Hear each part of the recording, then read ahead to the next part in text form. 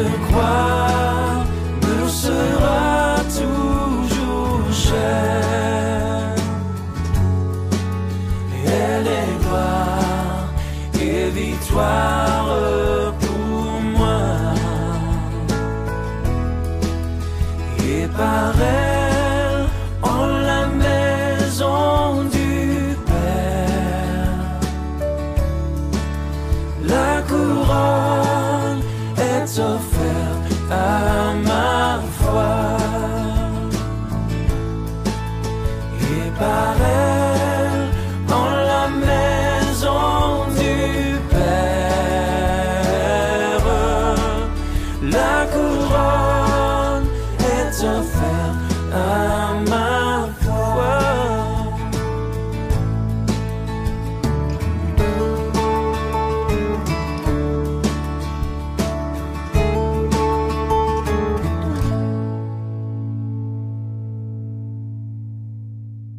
Nous allons réaliser que ce que nous pratiquons chaque dimanche au travers du repas de la Sainte Seine, cet après-midi, ça peut nous aider à voir les choses sous un autre angle, sous un autre aspect. Alors posons-nous les bonnes questions. Qu'est-ce que le péché nous a fait perdre? Quelle a été la première conséquence? Alors on peut faire participer un petit peu. Qu'est-ce que le péché nous a fait perdre? Quelle a été la première conséquence du péché? Exactement. La présence du Seigneur. Alors pour nous savoir, on le sait, il faut revenir à la source, à l'origine des choses, là où tout a commencé dans le jardin d'Éden. J'ai noté que par le péché, Adam et Ève perdit non seulement le privilège et le droit de résider dans le jardin d'Éden, mais les conséquences ont été bien plus graves. Ils furent exclus, chassés, expulsés, renvoyés, sortis de la présence même de Dieu, leur Créateur. Et à leur suite, toute l'humanité entière fut séparée de Dieu. D'ailleurs, bien-aimés, qu'est-ce que l'enfer? L'enfer n'est-il pas ce lieu où toute l'éternité nous serons séparés et aucune possibilité d'y revenir dans la présence de Dieu? Voyez, même cette doctrine, cette vérité de l'enfer nous rappelle que c'est cela, ça va être terrible dans ce lieu de jugement où nous n'aurons plus jamais l'occasion de connaître la présence de Dieu. Alors, j'ai dit que Adam et Ève ont été exclus de la présence de Dieu. La communion qu'ils avaient en direct avec Dieu a été interrompue. Cette communion cessa, s'arrêta par leur exclusion de la présence bénie de Dieu. Mais ça c'est l'histoire du premier jardin que j'ai appelé le jardin de l'exclusion. Mais dans son amour, Dieu avait prévu un autre jardin appelé Gethsémane. Là où Jésus, le dernier Adam, a livré bataille afin d'inaugurer une nouvelle route vers le Père par son sacrifice, son sang répandu à la croix. La Bible enseigne, nous le savons, que Jésus, l'espère en relation humaine, est aussi le seul qui pouvait rétablir la connexion, non seulement entre le ciel et la terre, mais bien plus, rétablir notre libre communion personnelle avec Dieu. Comment? Nous le savons tous, mais on va aller plus loin. La Bible déclare, Hébreux 10, 19, vous vous êtes aperçu que je n'ai pas introduit ni ce matin ni maintenant par un texte particulier, parce que nous avons beaucoup de textes. Ainsi donc, mes frères, nous avons, au moyen du sang de Jésus, l'assurance d'une libre entrée dans le sanctuaire. Nous avons une pleine liberté pour entrer dans le lieu très saint grâce au sang de Jésus. Ça, c'est une autre traduction. Suivez-moi bien. Nous avons donc la réponse. Le moyen que Dieu nous a donné par sa grâce, c'est le sang de Jésus. Mais maintenant, ma question, pour bien vous démontrer le pourquoi de la croix, avons-nous remarqué dans quelles circonstances, dans quel contexte, pour la première fois, le sang de Jésus a commencé de couler pour nous? On vient d'apprendre par les Écritures le seul moyen, l'unique moyen, l'authentique moyen que nous avons pour entrer dans la présence de Dieu, libre accès auprès du Père, c'est le sang de Jésus. Mais maintenant, nous allons découvrir dans quel contexte, car le sang de Jésus n'a pas été répandu pour la première fois à la croix. La croix, c'est la finalité, le sublime du sacrifice, le tsunami de la démonstration de l'amour de Dieu. Un seul nous en parle, Luc, le médecin, dans chapitre 22, verset 39. Il dit, il parle de Jésus, s'étant mis à genoux, Jésus pria, disant, Père, si tu voulais éloigner de moi cette coupe, toutefois que ma volonté ne se fasse pas, mais la tienne. Alors, un ange lui apparut du ciel pour le fortifier. Écoutez bien. Étant en agonie, il priait puis instamment. Et sa sueur devint comme des grumeaux de sang. Une autre traduction, des cailloux de sang. Une autre traduction, des gouttes de sang qui tombaient à terre.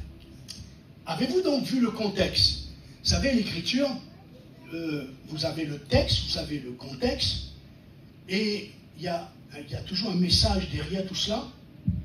La première fois où le sang de Jésus va être répandu, la première fois où le sang de Jésus va être offert, c'est le contexte de l'intercession. C'est dans un contexte de prière. C'est la première fois, donc la Bible répond, c'est la première fois où là le sang de Jésus a commencé de couler. C'est-à-dire, c'est dans le jardin de Gethsémane, dans un temps de communion solennelle avec son Père. Là, dans le calme de l'intimité de sa présence, Jésus priait pour nous, afin que nous retrouvions un libre accès dans la présence de Dieu, comme au premier jour. C'est dans donc un contexte très parlant et prophétique que le sang de Jésus a commencé à couler pour nous. J'ai compris que pendant des années, j'ai remercié Dieu, et je continue à le faire comme vous, de remercier Dieu pour le pardon de mes péchés. Mais je n'avais pas tout compris. J'avais pas tout compris, j'avais pas tout saisi que il y a plus que le pardon de mes péchés. Le pardon de mes péchés est la seule barrière qui m'a ôté, qui m'a privé de la présence de Dieu. Donc, Jésus va d'abord mourir sur la croix, pas d'abord pour que j'ai la vie éternelle, ça c'est les conséquences, les bénéfices plutôt. Mais il va mourir, il va verser son sang pour que je puisse retrouver ma position d'enfant de Dieu à l'origine. Et il va commencer à donner son sang dans ce contexte de relation. Vous voyez, c'est prophétique, hein? Il est dans un contexte de prière, il est dans un contexte d'intimité avec Dieu, et c'est là que son sang commence à couler. Il est en train de nous dire, je vais mourir pour toi. Je vais mourir pas pour que tu aies une belle voiture, pour que tu trouves une femme, que tu trouves un mari. Tout ça, c'est les bénédictions, options en plus que Dieu nous donne. Je vais mourir pour toi, pour que tu puisses ensuite avoir une pleine liberté sans avoir besoin de qui que ce soit. Mon sang va couler pour que tu puisses retrouver ton origine. Tu retrouves ton identité. Tu vas pouvoir revenir dans la présence de mon Père. Vous voyez, c'est le contexte qui est prophétique. Donc, nous, on voit toujours le sang de Jésus qui a coulé à la croix, oui. Mais quand on approfondit les Écritures, on regarde dans quel contexte, pour la première fois, le sang de Jésus a coulé. C'était dans ce contexte de communion et de relation. Voici, frères et sœurs, le cœur de la croix. Voici le pourquoi, la raison d'être du sacrifice de Jésus, notre Sauveur, celui de nous ramener dans la présence de Dieu. Et c'est plus qu'important de le dire. Peut-être que vous ne m'avez pas toujours saisi, hein?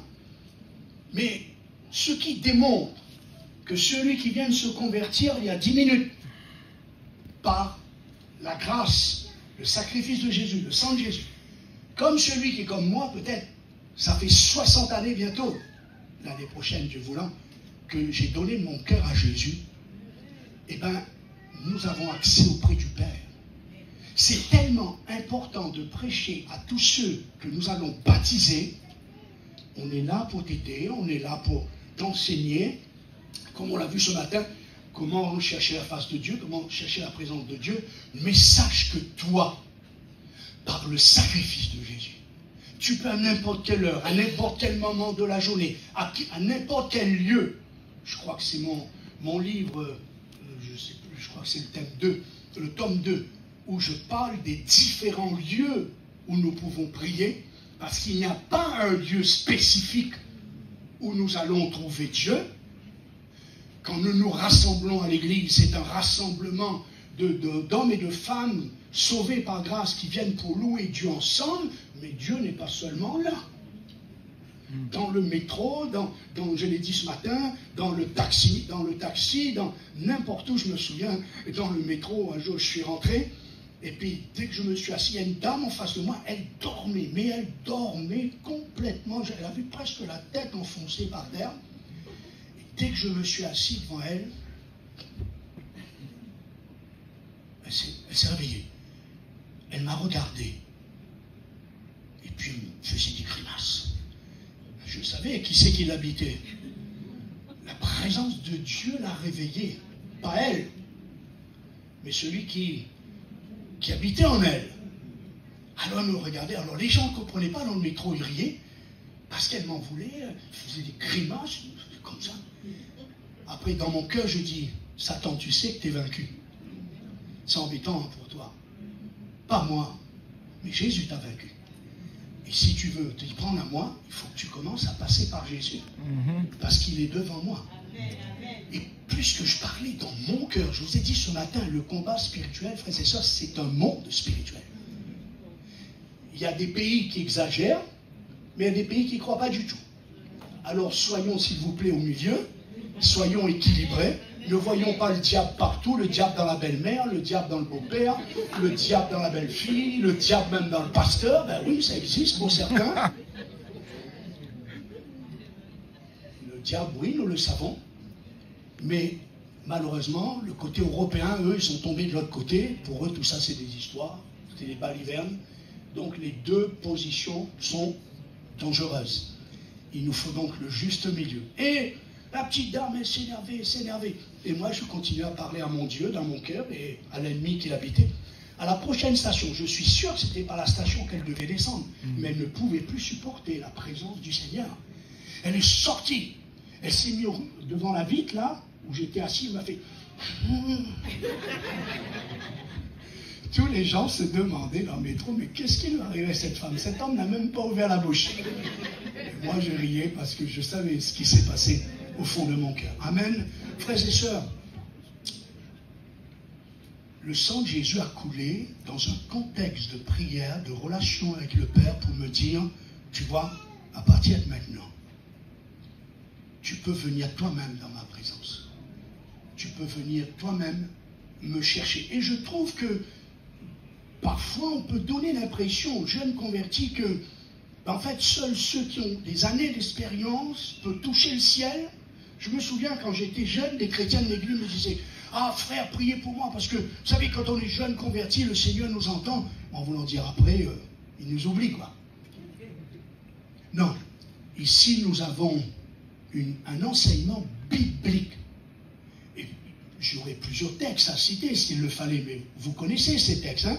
Nous avons les uns les autres un libre accès auprès du Père par le sang de Jésus. Tous. Sans exception.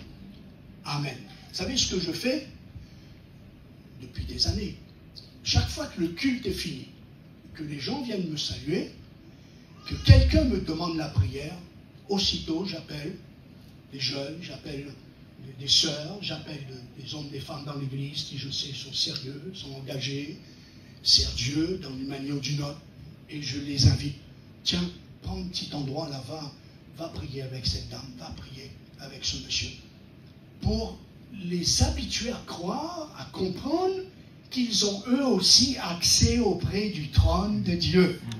Et qu'ils peuvent eux aussi prier pour ces gens. Et j'ai été béni. J'ai responsable du département de l'intercession. Et donc, nous avons un vendredi par mois, on appelle ça le ciel ouvert. Tout doucement, je passe le relais à un nouveau pasteur qui est arrivé, parce que moi, il faut que je me libère pour partir là où on m'invite. Et donc, tous ces frères et sœurs qui étaient dans ce pôle d'intercession, sur groupe WhatsApp, avec leur badge et tout, donc ils me rejoignaient au moment de la prière, pendant 1 heure, 2 heures, ça dépendait de la soirée. Et puis nous invitons ceux qui le souhaitaient à venir pour que nous prions pour eux. Et j'étais béni de voir qu'au travers d'eux, il y a eu des baptêmes dans le Saint-Esprit, il y a eu des guérisons, il y a eu des bénédictions chez les couples, il y a eu des bénédictions dans les familles, parce qu'on leur a enseigné qu'ils avaient eux aussi accès auprès du Père et qu'ils pouvaient intercéder dans le nom de Jésus pour ceux qui en ont besoin. Amen. Car, je reviens sur mon thème, le pourquoi de la croix, car désormais, grâce au sang de Jésus, c'est plus que mon jardin d'Éden que j'ai retrouvé, mais le privilège, la liberté de vivre tout à nouveau par l'Esprit, la présence bénie de Dieu le Père. Amen. Car, avez-vous remarqué une chose? Adam et Ève ne priaient pas Dieu, mais ils dialoguaient, ils s'entretenaient, ils conversaient en toute liberté avec Dieu. Et c'est cette forme, frères et sœurs, de relation, c'est cette qualité de communion que Jésus est venu rétablir entre nous et Dieu. Et je dis Amen. Vous me saisissez là? Ou il faut que je recommence tout depuis ce matin? Oh, il y a un qui a dit non. Il ne priait pas. Avez-vous remarqué dans les 4 évangiles, écoutez-moi bien, pas une seule fois Jésus a prié. La seule fois qu'il nous est parlé que Jésus priait, c'était quand il était en dialogue avec son Père. Jésus ne priait pas. Jésus agissait parce qu'il était en communion avec son Père. Adam et Ève ne priaient pas. Ils discutaient. C'est cette communion que Dieu veut. La prière, c'est essayer de comprendre, vivre la présence de Dieu, et l'intercession, la prière, où là, je vais venir dans sa présence, je vais avec mon Père céleste, je vais combattre peut-être pour une sœur qui est malade, pour un frère qui a besoin d'être baptisé du Saint-Esprit. Essayez bien de nuancer, d'accord, ce que je suis en train de vous enseigner. Mais en fait, c'est le mot prière qui est venu un petit peu, moi je viens de l'arrière-plan catholique, et c'est vrai, ce mot prière, là, ça, excusez-moi, mais ça vient gâcher un petit peu, ça vient un petit peu, comment on va dire ça, fausser notre... le mot prière a toujours été quelque chose comme un devoir religieux. Je viens de cet arrière-plan, je vous ai dit, où dans ce milieu-là, selon que vous avez commis un péché, selon la grosseur, parce que vous savez, il y a certains qui pèsent le poids du péché, il y en a des gros péchés, des petits péchés, péché mortel, péché artériel, péché éternel, le péché mignon, chocolat, ça c'est le chocolat. Donc il y a toutes sortes de péchés. Et quand on avait commis une faute, une bêtise, nos parents nous punissaient par la prière. C'est pour ça que le mot de prière, pour certains, quand ils entendent, ça leur donne des boutons. Parce que c'est une connotation un peu gênante pour eux. Alors, Adam et Ève ne priaient pas. Et Jésus est mort pour nous, pour que nous puissions d'abord vivre la présence de Dieu, retrouver la présence de Dieu par le sang de Jésus. Et là, dans la présence de Dieu, je vais faire ce que nous appelons la prière, mais je vais dialoguer avec Dieu. Je vais parler avec Dieu. Seigneur, qu'est-ce que tu penses de ça? Seigneur, tu vois, des fois je m'assois. Eh oui, ça m'arrive. Hein? Des fois je m'assois, puis je demande au Seigneur de s'asseoir, parce qu'on va parler là. On va discuter tous les deux. Qu'est-ce que tu penses de ça? Pourquoi faire ça? Frère, c'est sûr, est-ce que j'ai... Pasteur René, tu me dis hein, si ça... Est-ce que vous me comprenez là, ce que je suis en train de vous expliquer? Bon, parce que vous me regardez tous, je crois que vous faites amen, mais vous êtes en train de faire la sieste. Alors vous me dites quand vous faites la cesse ou quand vous faites Amen, parce que les deux gestes sont identiques. Hein?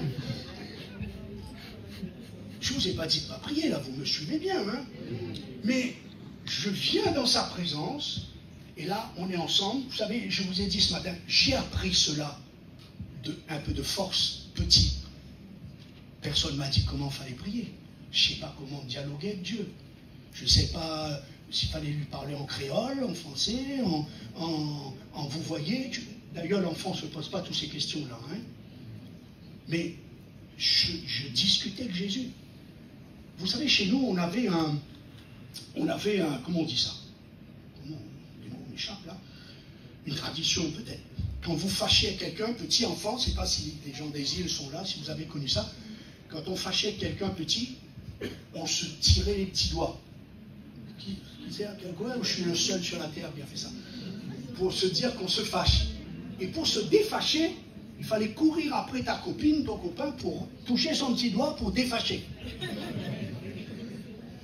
J'avais donné ma vie à Jésus, j'allais écouter l'évangile avec mon petit short, mes savates, tout en content. Et en entrant à la maison, mes parents, sans problème, c'est normal, j'avais le vent, ils s'inquiétaient. C'est quoi ce français, ce oreilles, en parlant de M. Cizeron, qu'est-ce que tu vas faire là-bas, tu es trop petit, tu restes là. Un enfant, c'est très sérieux. Vous voyez, je ne peux pas m'empêcher, il faut que j'en parle. Hein. Donc je me suis fâché avec Jésus. J'ai dit, donne-moi ton petit doigt. Et dans ma tête d'enfance, j'ai essayé de trouver son petit doigt pour se fâcher. Mais Dieu, je le dis toujours aux enfants, Dieu est sérieux aussi avec les enfants. Et quand un enfant lui donne son cœur, Jésus signe de son sang. Et il écrit dessus, do not touche. Ça lui appartient désormais. Et Jésus, il s'est dit, ben, puisque tu te fâches avec moi, ce soir-là, je ne vais pas entrer dans les détails, ça c'est pour une autre fois, pour la famille, hein, Dieu m'a révélé l'enlèvement de l'Église. Je n'ai jamais lu la Bible de ma vie. Je ne sais même pas ce que c'est que l'Église, je ne sais même pas qu'est-ce que c'est qu'un enlèvement de l'Église. Et là, je pleurais, je passe les détails. J'ai dit, c'est fini, c'est trop tard, il est revenu, je suis perdu. Et une voix m'a dit, non, c'est pas trop tard, mais cherche-moi. Alors je me suis réveillé et je me suis dépêché d'aller chercher le petit doigt de Jésus pour défâcher. Parce que j'ai flippé. Alors quand j'enseigne au moniteur, monitrice, je dis, est-ce que vous voyez le sérieux de Dieu avec un enfant? On pourrait dire, Jésus, t'es dur quand même. C'est un enfant. Il se fâche avec toi, mais ce n'est qu'un enfant. Et tu lui dis que l'église va être enlevée, lui, il va rester. Non, mais parce que Jésus est la vérité, frères et sœurs. La différence avec lui et nous et moi, c'est que lui, il sait transmettre la vérité avec amour. Lui, sait transmettre la vérité la plus grande. Comme on dit, comment on dit ça dans les mêmes velours, là, dire les choses peut-être un petit peu difficiles à entendre, mais avec l'amour.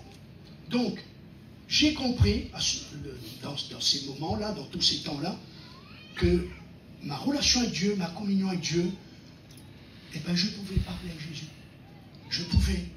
Mon père était alcoolique, malheureusement, avec une maman avec 7 enfants. Et chaque soir, il rentrait, c'est la bagarre, c'est les disputes. Mais Dieu m'a enseigné tout petit là. Je pouvais lui parler, je pouvais lui dire. Alors je disais, s'il te plaît, Jésus, fais que ce soir, mon père ne frappe pas ma mère. Fais que ce soir, qu'il y ait la paix dans la maison.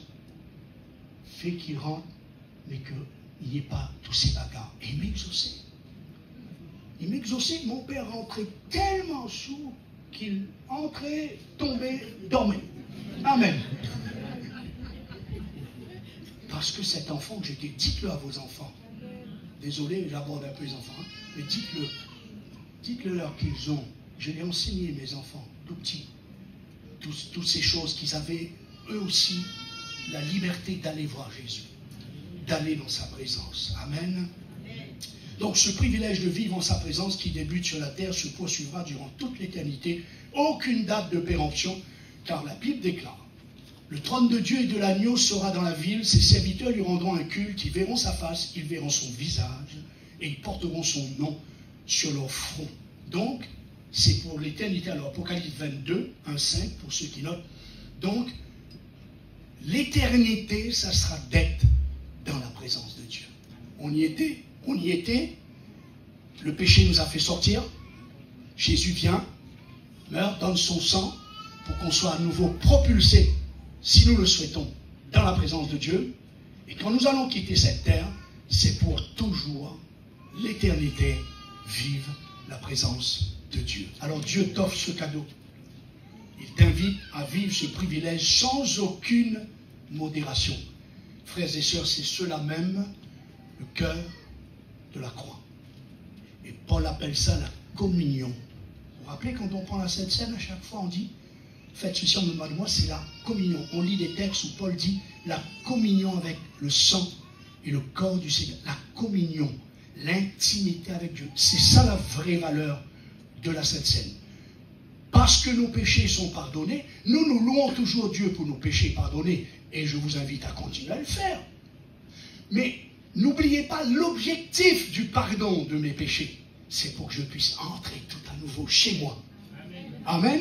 C'est parce que c'était chez moi. Le diable m'a fait déloger par mon péché. Mais maintenant, je peux revenir chez moi dans toute la liberté que l'Esprit m'y conduit. Amen. Nous allons un peu plus loin. J'ai oublié de vous dire que, pour ceux qui le souhaitent, j'ai dédicacé les livres sur des versets uniquement de la prière. Comme c'est un séminaire de prière, alors donc, tous les livres, je les ai, enfin pas tous les livres, certains livres, je les ai dédicacés par rapport à la prière. On va un petit peu plus loin maintenant. Est-ce que ça va? C'est bon?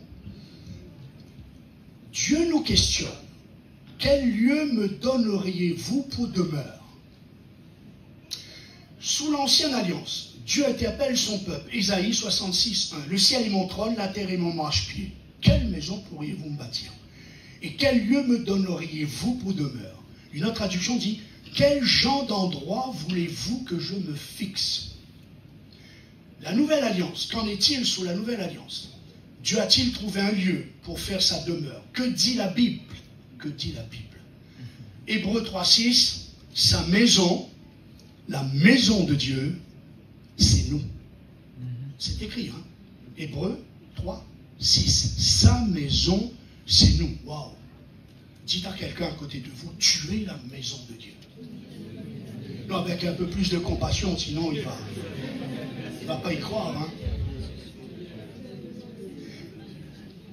Une autre traduction, la traduction BEX, Bible expliquée, le Christ en tant que Fils est placé à la tête de la maison de Dieu, nous sommes sa maison. Sous deux aspects, bien sûr, l'Église communautaire, la communauté, c'est la maison de Dieu, et moi en tant qu'individu. Éphésiens 2, 22, je suis une habitation de Dieu par l'Esprit. 1 Corinthiens 6, 19, mon corps est le temple du Saint-Esprit.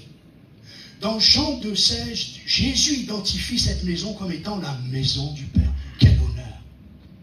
Quel honneur! Je suis devenu pécheur que j'étais. Puisque j'ai ma relation à reprise avec Dieu en toute liberté de sa présence, je suis devenu la maison du Père. Si vous cherchez l'adresse de Dieu, allez voir un chrétien. Nous sommes tous concernés par ce privilège accordé par grâce à tous ceux qui l'ont reçu. À tous ceux qui croient en son nom, elle a donné le pouvoir de devenir enfants de Dieu. Là aussi, j'essaie bien de rétablir la vérité. Ça ne s'adresse pas à tout le monde entier. Il y a une différence entre Dieu créateur et je suis sa création, Dieu Père et je suis son enfant. Amen. Il y a une différence. Tous les gens de la terre sont des créations, des créatures de Dieu, mais Dieu n'est pas leur Père. Dieu ne peut être le Père que de celui qui est le frère de Jésus, son Fils. Et ça, c'est seulement quand nous nous repentons, quand nous nous convertissons, nous devenons le frère de Jésus, alors nous devenons enfants de Dieu. D'accord? Donc c'est important. Donc la Bible enseigne que par ma nouvelle naissance, j'ai reçu une nouvelle identité, je suis un enfant de Dieu. On le chante, hein? Dieu me donne un grand privilège d'être sa maison, son lieu de résidence, puisse-t-il être aussi le lieu de présidence. Car Dieu peut résider en nous sans jamais présider en nous. Et quand nous l'acceptons le jour du baptême, on le dit bien, Sauveur et Seigneur. Donc, si cet après-midi, tu sens que Dieu n'est que résident, mais qu'il n'a jamais été, il n'a jamais présidé ta vie, c'est l'occasion de le faire. Amen. Je suis son temple, sa maison, je suis la maison de Dieu. Allez encore, dites-le à quelqu'un là. Tu es la maison de Dieu. Tu es la maison du Père. Tu es la maison de Dieu, tu es la maison du Père. Je ne suis pas le seul à parler quand même. Pareil. Et cela, quel que soit, écoutez-moi bien, les mois, les années, les décennies de marche avec Dieu, quel que soit ton appel, ton service, ton bagage intellectuel, tes diplômes, ton arrière-plan religieux, tu es une maison de Dieu. Amen. Et ça, c'est encourageant pour toute l'Église. Je veux que les enfants qui ont donné leur cœur à Jésus, les ados, les jeunes convertis, les jeunes baptisés et les plus anciens qui sont plus jeunes, que nous réalisions que ça, c'est une parole dite par le Seigneur Jésus, qu'il a fait de nous la maison de son Père. Alléluia. Amen. Maintenant, on va un peu plus loin encore. Moi, j'aime bien les questions, j'aime bien me poser des questions quand je lis la Bible. Quelle est la priorité et la raison d'être de cette maison de Dieu que je suis? Vous me suivez? Il faut suivre Jésus, mais pour l'instant, vous me suivez dans la prédication. Quelle est la priorité et la raison d'être de cette maison de Dieu que je suis? C'est ça qui m'intéresse. J'ai besoin de savoir quelle est ma responsabilité première, quelle est ma mission prioritaire. Pour le savoir, il nous faut connaître comment Dieu lui-même a identifié, comment Dieu a-t-il appelé, comment Dieu a nommé cette maison. Car le nom va indiquer, identifier la fonction. Par exemple, le cabinet médical, je n'y vais pas pour chercher du pain et du gâteau. Chez le fleuriste, je ne vais pas pour prendre des pièces de rechange pour ma voiture. Salle de sport, je ne vais pas pour faire mes démarches administratives. Je sais que dans les îles, moi je viens des îles, tu as des fois des magasins, ils font tout. Ils ne font pas encore le dentiste, mais enfin ils font pas mal de choses. Ils vous vendent tout. Mais là, on n'en est pas là. Vous n'allez pas à la mairie, par exemple. Quand j'étais en Belgique, c'est pas la mairie qu'on dit, là, je ne sais plus le nom, mais... Le bourgmestre. Le comment? Bourgmestre. Non, c'est pas... C'est pas bourgmestre? Ça, c'est la Belgique anglophone, là, vous me parlez. Moi, je vous parle le français. Moi, j'ai du mal à parler français, vous m'envoyez en anglais. Alors, je ne sais plus, mais donc, est-ce que vous m'avez compris, là? Je répète, le nom va indiquer, identifier... Attention, le nom ne donne pas. Pas parce que je me nomme prophète que je suis prophète. Ah. Le nom ne donne pas la fonction. Amen, amen. C'est la fonction qui définit le nom. Amen. Et pour ça que j'ai bien mis, j'ai pas mis donner, j'ai dit indiquer, identifier. Après, on va voir selon les fruits. Jésus n'a jamais dit que c'est selon les dons que vous les reconnaîtrez, mais il a dit c'est selon le fruit. Quelle différence! Ce n'est pas le don qui définit d'abord la fonction, c'est d'abord le fruit. Et au travers du fruit, on voit le charisme, le don que Dieu a donné à cette personne. Alors je reviens donc, vous avez compris, si vous voyez, je ne sais pas, préfecture, vous n'allez pas vous dire, ah, ça fait longtemps que je cherche un hôtel pour dormir. Non, c'est la préfecture, on n'y va pas pour dormir. Si vous voyez Ibis, vous n'allez pas dire, enfin, ça y est, je vais aller faire mes démarches pour changer ma carte d'identité. Vous avez bien suivi. Alors que dit Dieu par le prophète Ésaïe? Comment a-t-il identifié, nommé sa maison? Ésaïe 56:7, nous connaissons tout ça. Ma maison sera appelée une maison de prière pour toutes les nations. Cette grande vérité sera rappelée par Jésus en soulignant que c'est une volonté du Père. Faites attention, dans la Bible, quand il nous est dit que c'est une volonté du Père. Donc quand tu pries, ne dis pas, ah, Seigneur, je ne sais pas si vraiment je suis ta demeure, je suis ta maison. Vous offensez Dieu. Jésus dit dans Marc 11:17, Jésus enseignait et disait, n'est-il pas écrit? Vous savez, quand il dit ça, ça veut dire, on ne rigole plus, hein? N'est-il pas écrit dans les Écritures? C'est Jésus qui parle. il dit, Dieu déclare, ma maison sera appelée une maison de prière pour toutes les nations. Donc Jésus va reprendre, attester, affirmer, confirmer ce que Ésaïe le prophète a dit de la part de son Père. Jésus va redire, n'est-il pas écrit dans les Écritures, où il aurait pu dire, n'est-il pas, est-ce que mon Père n'a-t-il pas dit que ma maison sera appelée une maison de prière? Alors souvent, on l'a traduit ça par rapport à l'Église, et c'est une vérité, mais ce n'est pas toute la vérité. Une vérité complémentaire, une vérité ne chasse pas une autre vérité. Mais puisqu'on vient de lire que sa maison, c'est nous, c'est moi, je suis donc une maison de prière. Cela signifie que dans la pratique, l'Église, ou moi, qui constitue cette Église, parce que des fois on dit l'Église est froide, mais parce que tu es froid. Parce que l'Église, c'est toi et moi. Donc si on est brûlant, on va brûler dans l'Église. Amen. Amen. Donc ma vie, mon corps, mon cœur, mon esprit sont investis d'un mandat divin, d'une mission prioritaire, celle d'être une maison de prière. Un pasteur disait qu'il avait lu 32 fois la Bible et qu'il n'avait jamais trouvé un ministère de prière. Un ministère d'intercession, pardon. Écoutez-moi bien, frères et sœurs. Certains frères et sœurs sont sensibilisés. Ils ont cherché à aller davantage dans la vie de la communion avec Dieu. Mais en aucun cas, ça signifie « Ah, ben toi, t'as reçu le ministère d'intercession », mais ça n'existe pas dans la Bible.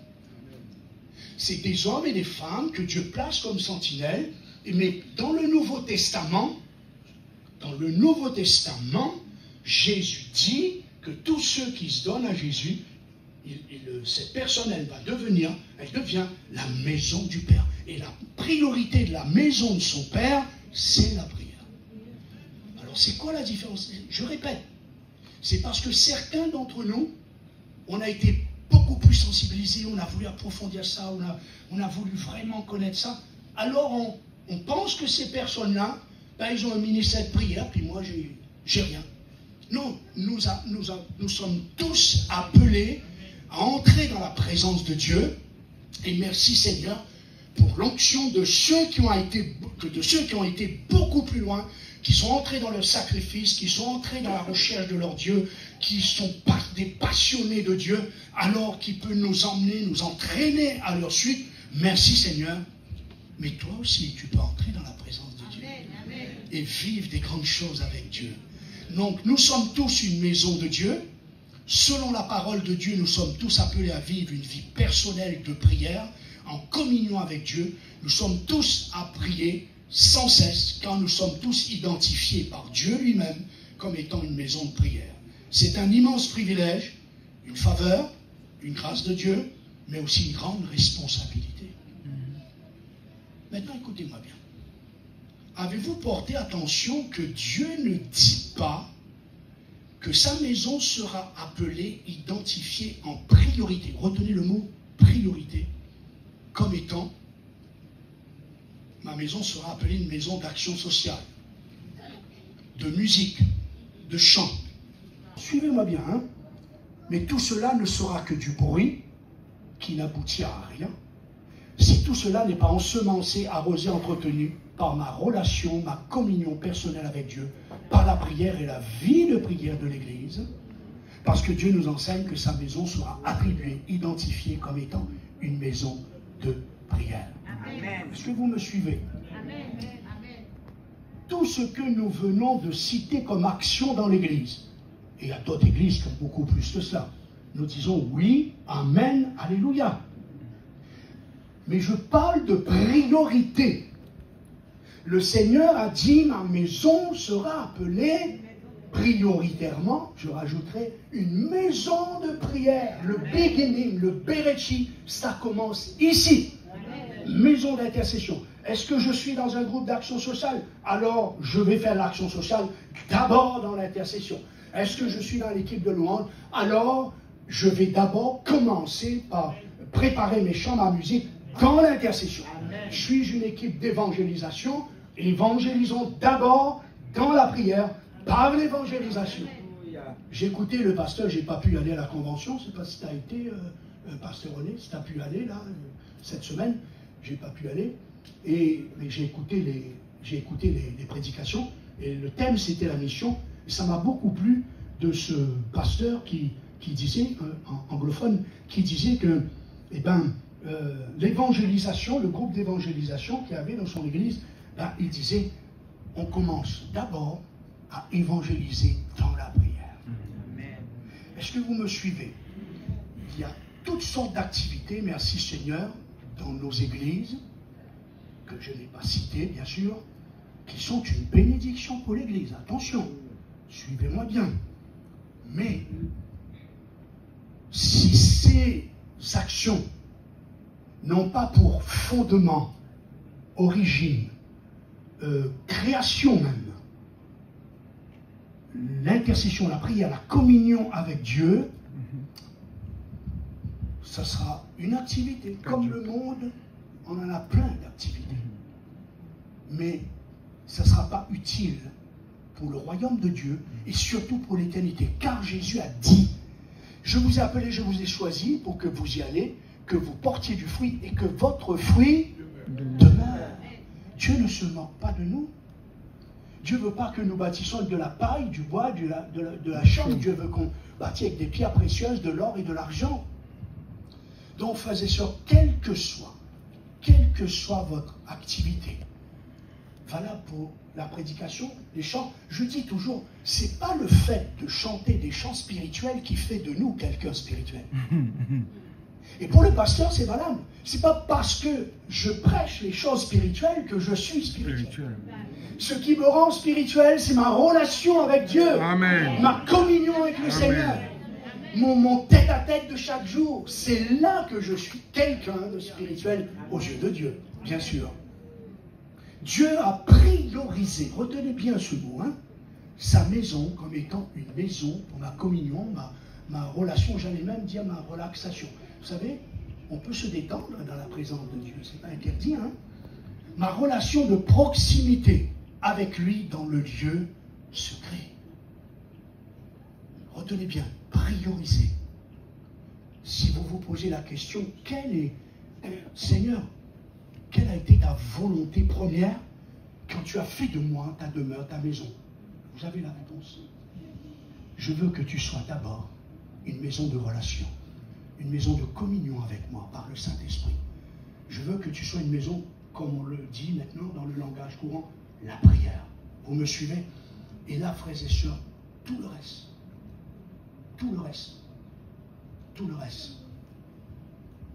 va couler d'elle-même parce qu'on aura fait d'abord les choses.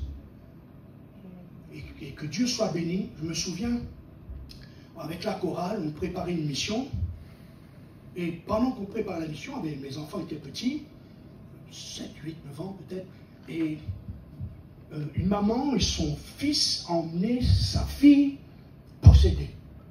Elle était maigre, défigurée par le diable. Et ils sont arrivés en pleine répétition de louanges.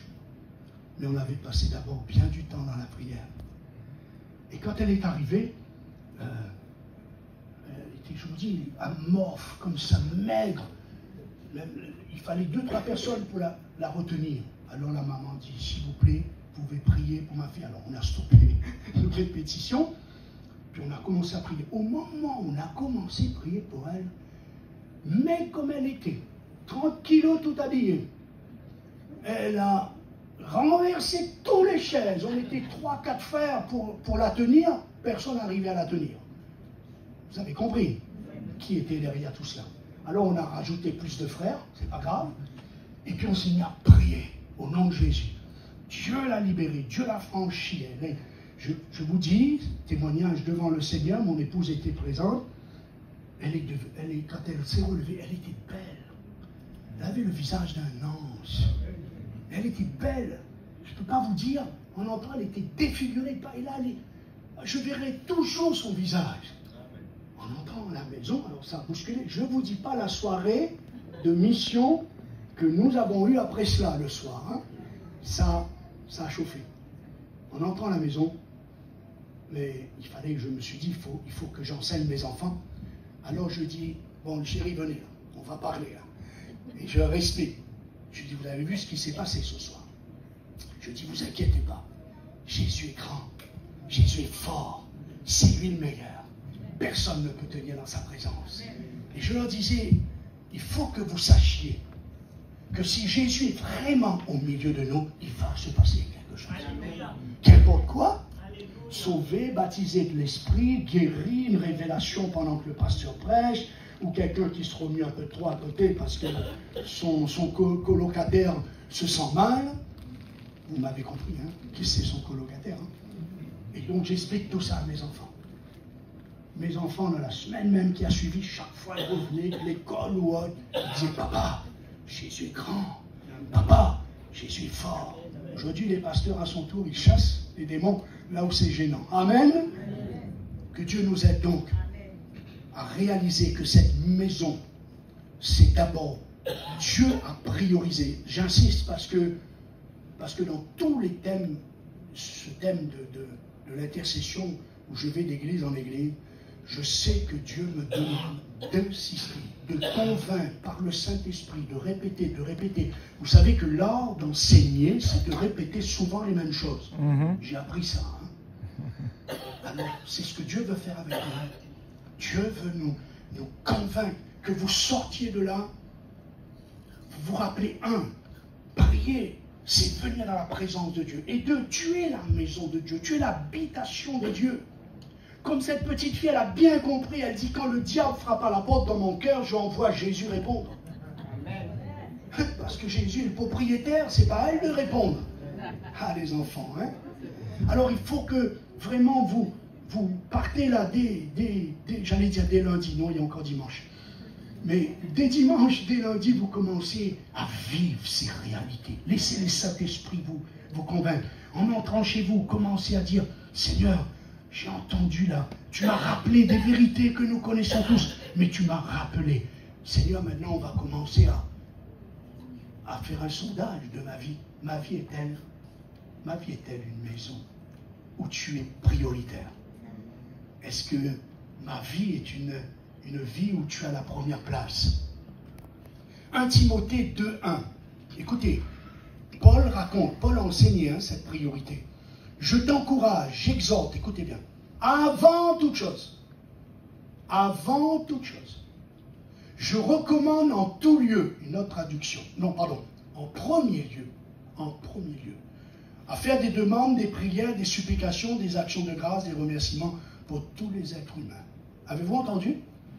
Avant toute chose, commencez par, en tout premier lieu. Paul avait saisi ça, que la priorité du chrétien, c'était une maison, la maison de Dieu, et cette maison est priorisée comme une maison de prière. Corinne ten Boom disait, lorsque vous désirez travailler avec Dieu, démarrez un groupe de prière. Démarrez un groupe de prière. Souvenez-vous, comment Pierre et les apôtres ont-ils réagi quand ils ont pris conscience que leur vie de communion, de relation avec Dieu, leur vie de prière risquait de passer au second plan s'ils ne s'organisaient pas mieux pour répondre aux besoins de l'Église. Vous vous rappelez? Voyez comment ils étaient alertes dans l'Église primitive. Pierre, il s'est dit, oh là là, on est en train de s'embarquer là dans des activités qui est bien, qu'ils ont honoré la pensée de ces chrétiens, de dire oui, mais eux, ils sont négligés. C'était une excellente chose. Mais Pierre n'est pas tombé dans le piège. Il a dit non. Le pasteur, un pasteur que je suis, bien sûr, je le prends pour moi, notre priorité, la consécration que Dieu nous demande prioritairement, c'est pas de prêcher, c'est pas de faire des visites d'abord, c'est pas de faire des études, c'est d'être en relation avec Dieu. Et Pierre a compris cela. Et il va tout de suite réorganiser. Il ne faut pas avoir peur de réorganiser l'Église pour qu'il puisse garder son temps. Premièrement, prière. Deuxièmement, l'annonce de la parole de Dieu. Amen. Amen. Et je termine, pasteur Denis, pasteur René. Oh, je ne sais plus là. C'est bon? Sa maison, j'ai dit, c'est nous. Nous sommes la maison de Dieu et l'Écriture nous enseigne dans Ézéchiel 44:4. Je regardais et voici la gloire de l'Éternel remplissait la maison de l'Éternel. Écoutez bien. La gloire de l'Éternel ne peut remplir que ce qu'il considère comme sa maison. Le texte est clair. La gloire de l'Éternel remplissait la maison de l'Éternel. Si je prie, et je sais que c'est votre prière, je sais que c'est notre souhait que la gloire de Dieu repose sur nous, alors elle reposera si nous avons donné la priorité à ce que ma vie soit la maison de Dieu. Écoutez, Agé, chapitre 2, versets 7-9. C'est aussi ce que le prophète Agé prophétisait. Je remplirai la gloire de cette maison, dit l'Éternel. Et la gloire de cette dernière maison sera plus grande que celle de la première, dit l'Éternel. Alors, dans le texte, la première maison, c'est le temple. La deuxième, c'est ça, c'est la maison de Dieu. Mais sa maison, c'est nous. On peut parler de notre passé. Il y a eu notre premier temple. Mais la gloire de cette deuxième maison, à partir de ta conversion, elle sera bien plus grande. C'est la prière sacerdotale de Jésus, Jean 17, 22. Je leur ai donné la gloire que tu m'as donnée, afin qu'ils soient parfaitement un comme nous sommes un. Christ, disait ailleurs Paul, l'espérance de la gloire. Christ en moi, puisque je suis la maison de Dieu, puisque je suis la maison du Père, puisque Christ est en moi, la gloire de Dieu est en moi. Et c'est faux de dire, peut-être une mauvaise interprétation, que Dieu ne donnera pas sa gloire. Ça, c'est l'Ancien Testament. Mais Dieu veut faire habiter sa gloire en nous, par ses œuvres, par ses prodiges, par ses miracles, c'est ça sa gloire. Et Dieu veut la faire reposer en nous. Agé 2, 7, 9, Dieu nous enseigne un autre souhait que j'aimerais peut-être, avant d'un moment de prière que je laisserai sous la responsabilité de votre berger. Dans ce lieu, ma maison, c'est dans ce lieu, Agé 2, 7, 9, c'est dans ce lieu que je donnerai la paix, dit l'Éternel. Nous vivons dans un monde, s'il y a bien une chose qu'on a besoin, c'est de la paix. Écoutez bien, c'est dans ce lieu. Quel lieu il parle? Sa maison. Pas seulement la maison physique, la maison matérielle. Puisqu'on vient de dire, je répète, sa maison, c'est nous. C'est dans ce lieu que je donnerai la paix. Il y a quelques mois de cela, je priais Dieu, et Dieu m'a montré que l'ennemi était en train d'essayer de nous voler la paix, et je vais revenir, et la joie. J'ai dit à mon épouse, chérie, il faut qu'on prie. Parce que ces derniers temps, il y a des épreuves où l'ennemi est en train d'essayer de nous voler notre paix, notre joie. Non, nous n'allons pas nous laisser faire.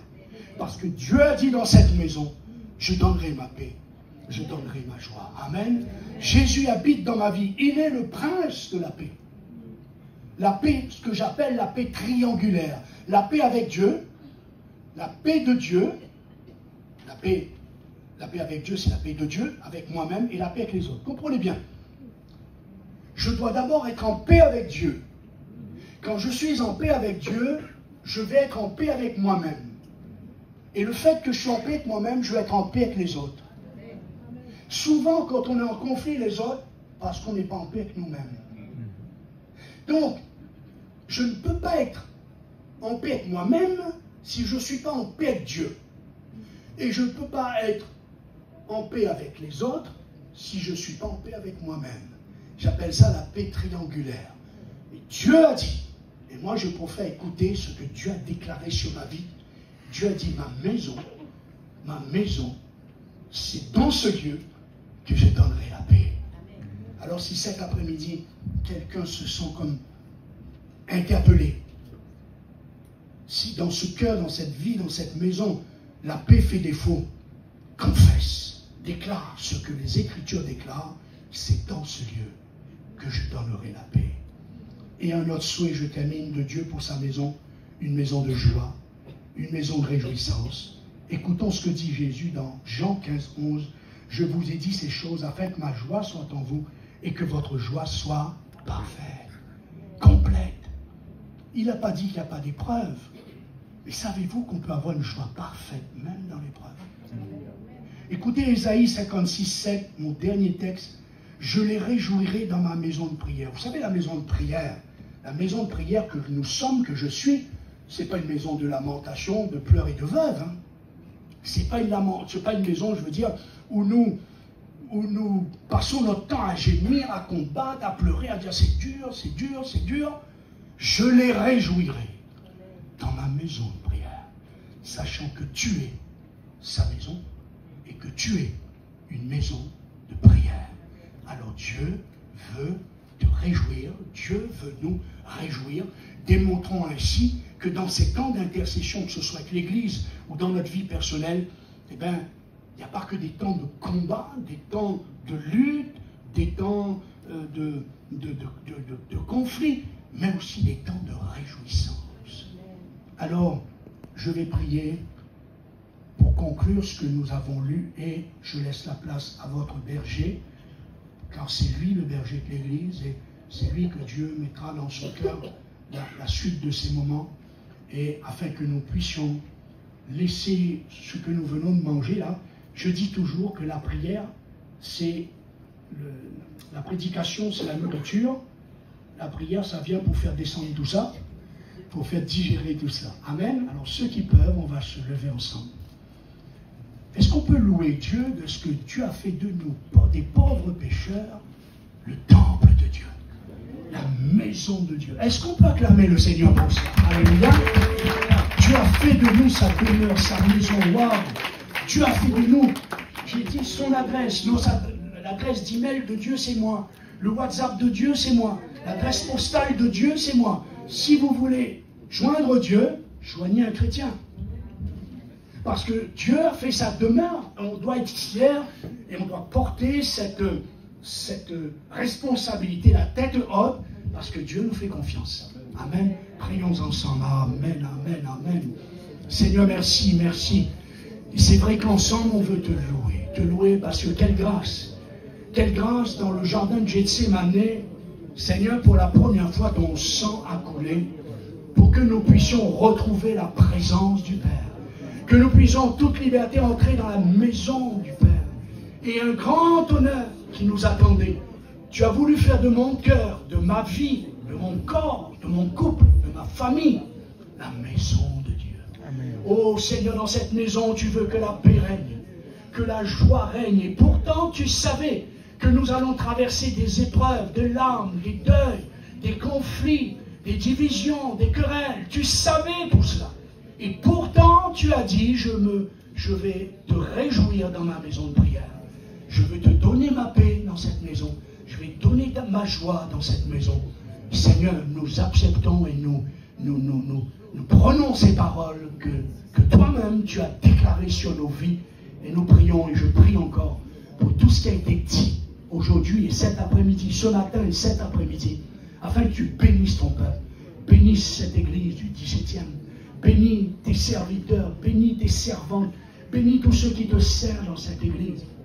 Seigneur, permets que ce rêve s'accomplisse, que chaque enfant de Dieu dans ce lieu se regarde désormais comme la maison de Dieu, la maison du Seigneur, la maison du Père.